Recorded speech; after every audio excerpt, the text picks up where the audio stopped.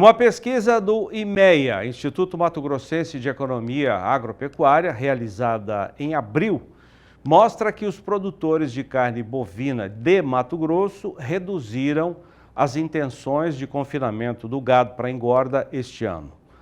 Dos pecuaristas que responderam o questionário do IMEA, 61% informaram que pretendem confinar animais este ano. 32% afirmaram que não vão confinar e 6% ainda não decidiram.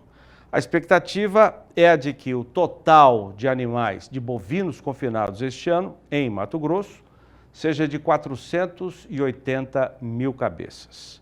Representa um volume 10% menor, caso essa estimativa seja confirmada, 10% menor do que o levantado na pesquisa feita em abril do ano passado.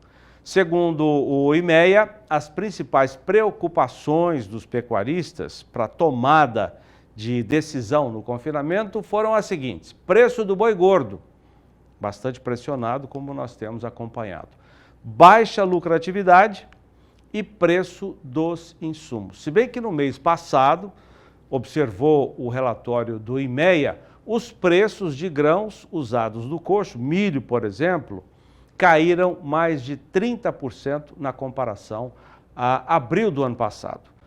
Com esse cenário de preços em desvalorização, é possível, diz o relatório do IMEA, que nas próximas pesquisas o Instituto registre aumento nas intenções de confinar.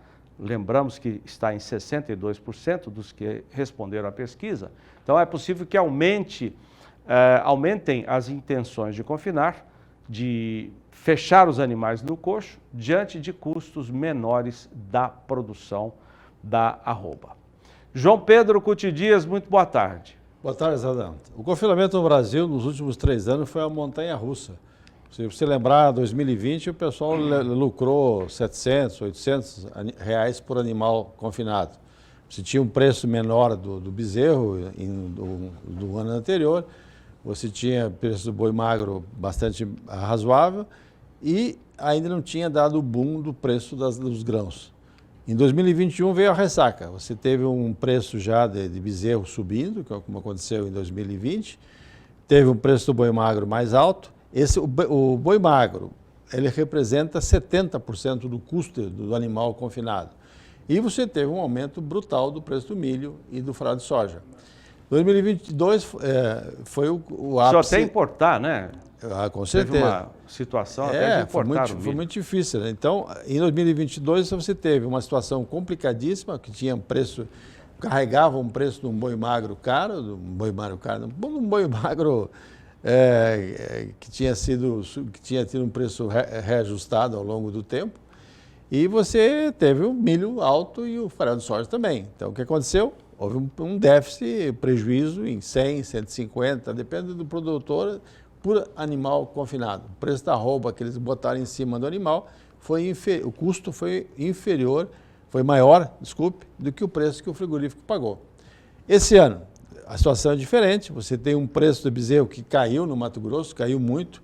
Hoje tem bezerro na nível de fazenda, menos de R$2.000, um animal de 6 arroba. Você tem um boi magro, 13.200, 13.300 também. Então, o boi magro, que é 70%, caiu de forma bastante significativa. Milho, por absurdo que possa acontecer, o milho que chegou a valer R$70 o saco, hoje se fala a menos de R$40 o saco, que é um item importante, que é os 30% na alimentação e manejo e tal. Você tem uma oferta grande de outros produtos, o próprio caroço de algodão, que chegou a valer R$1.400 a tonelada, hoje é R$1.000. Você tem DDG, que é um suplemento proteico, que é derivado da produção de etanol através do grão de milho, que tem mais ou menos a metade do teor de proteína do farelo de soja, a um preço bem competitivo. Então você vê um quadro que, em termos de custo, já fica bem melhor que o ano passado. O problema é qual é o preço que esse boi vai ter no segundo semestre, quando vai ser a grande parte dele vai estar pronto para o abate. Fala-se muito no mercado da possibilidade de uma reação dos preços do mercado internacional, o que hoje está reagindo, mas de forma muito lenta, muito pequena, só basta nós olharmos a última média que nós vimos agora segunda-feira. Acima de $5.000 a tonelada. Chegou a bater 4.500, 4.600, mas precisa reagir mais.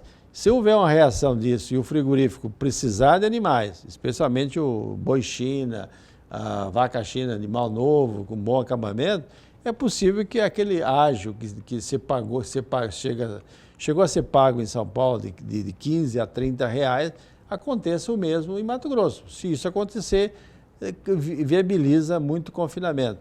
O número de confinadores talvez caia, porque o pequeno e o médio, ele tem condições de sair do processo. O grande não, ele tem um investimento pesado, tem gente, tem que ter uma estrutura montada, que é muito difícil ele ficar fora do mercado. Alguns grandes que estavam com ideia de não confinar, eu conversei com um deles agora, ele falou o seguinte, olha, o preço do boi está compensando, eu tenho soja um pouco estragada em função que colhemos na época da chuva, deu problema, vou usar essa soja como fonte proteica, vou comprar milho, tenho milho também produzido por mim, está na minha fazenda, ele vai fazer isso para transformar em carne e, consequentemente, agregar valor a esses produtos dele. Esse faz a ração em casa, fica... Baixa o custo, né? Fica viável, a diária, né? Vem para 16, 15, 16 reais por animal. Então, compensa. E também a possibilidade dessa reação do mercado. O mercado futuro não mostra isso, mas já vi alguns executivos de frigorífico falando que é possível, já que a China, que é a grande compradora de carne do Brasil, responsável por mais da metade do volume e 60% do faturamento, está falando que vai importar numa faixa de 200 a 230 mil toneladas mês. Ela vai ter que vir buscar no Brasil. Lá fora, outros países, como os Estados Unidos, que é um outro fornecedor grande deles, o preço é quase o dobro da arroba nossa. O americano está com $90 por arroba. A Austrália baixou bem, está com 60. E os demais países, como a Argentina, que está sofrendo uma seca, dificilmente vão ter condições de ofertar muito grande. Então, cabe ao Brasil. Só que no Brasil teria que ter um preço um pouco melhor do que esse preço de 230, 240 que se fala no Mato Grosso. E, João Pedro, nós teremos menos carne, menos volume de carne este ano no mundo. Com certeza. Os grandes fornecedores, exceto o Brasil está com uma super oferta. Mas os Estados Unidos devem produzir de 900 mil até 1 milhão de toneladas a menos.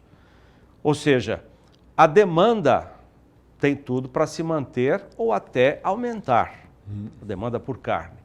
E a oferta será menor. Então, por essa razão é que existe essa expectativa de uma reação boa nos preços no segundo semestre. E tem uma outra variável que é ainda difícil você mensurar, é a questão do El Niño. O El Niño afeta muito a questão do hemisfério norte. Na Ásia, a própria Austrália também sofre com El Niño, o americano sofre com El Niño. Isso também é uma incógnita até que ponto essa questão do El Niño. Temperaturas elevadas e pouca chuva pode afetar na questão da oferta de forragem e do custo da produção de carne bovina. E essa oferta de carne que nós temos hoje no Brasil tem provocado um alongamento nas escalas de abate. Eu recebi agora há pouco do Vitório Amoroso Neto, que é o analista de boi da Datagro, informando que a escala hoje, na média do Brasil, está na casa de 10 dias corridos, atingindo máximas históricas. Tem estado que está com uma situação mais confortável e tem outros estados, como Mato Grosso do Sul, por exemplo, que as escalas estão mais apertadas. Por isso que desde a semana passada nós temos mostrado aqui que o preço da arroba tem subido em Mato Grosso do Sul, não só do boi, mas também da novilha e até da vaca pronta para abate, João Pedro. Mesmo com um volume grande de oferta de fêmeas, porque nós estamos vivendo um momento em que vai ser dado toque nessa vacada que teve com o touro até pouco tempo atrás. Essas vacas que estão em condições boas, normalmente com estado score corporal bom, elas são fáceis de você agregar um pouco mais de peso e ter uma oferta de carne. Nós vamos ter um bimestre daqui para junho, julho, possivelmente, onde que vai continuar a oferta de fêmea grande. Se você olhar hoje as estatísticas falam que mais de 50% do abate são fêmeas. Isso no fiscalizado. A hora que você olhar o não fiscalizado, aí 95% é fêmea.